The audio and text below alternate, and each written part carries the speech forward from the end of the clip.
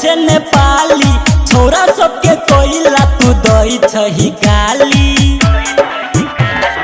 गोर में सैंडल लगैले छही 500 वाला घर दौड़ा के चल छही खाली।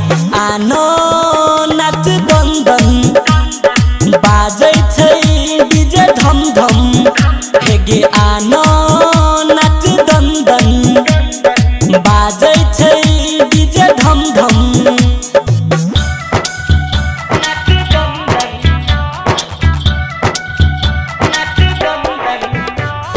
डीजे अमित तिवारी अपहर।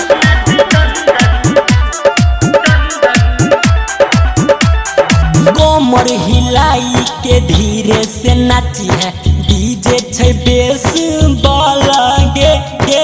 टूट जेतो कहीं चोली के छोरी करी है न तू हाला गे। हेगे कोमर हिलाई के धीरे से नाची है डीजे छै बेस बाला गे गे। टूट जेतो कहीं चोली के छोरी करी है न तू हाला गे। फेंके लगतो गर्मी लगतो न शर्मी पानी पिए 1 लीटर ठंडा है तो हीटर घर दौड़ा दही डीजे पर आई तू कोई ने बोलतो तोरा पता चलतो काल खून।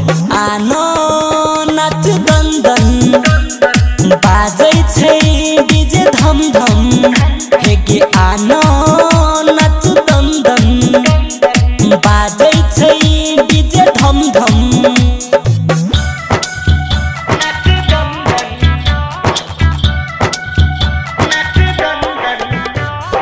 डीजे अमित तिवारी अपहर।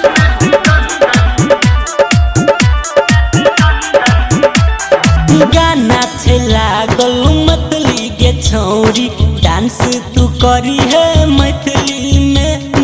पैसा कमाए ला चाहे छही त पैसा ने मिलतो बैठले में। हेगे गाना छै लागल मैथिली गे छौरी डांस तू करी है मैथिली में। पैसा कमाए ला चाहे छही त पैसा ने मिलतो बैठले में।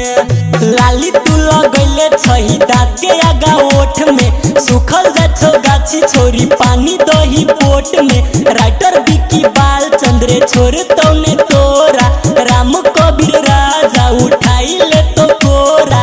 आनो नाच दंदन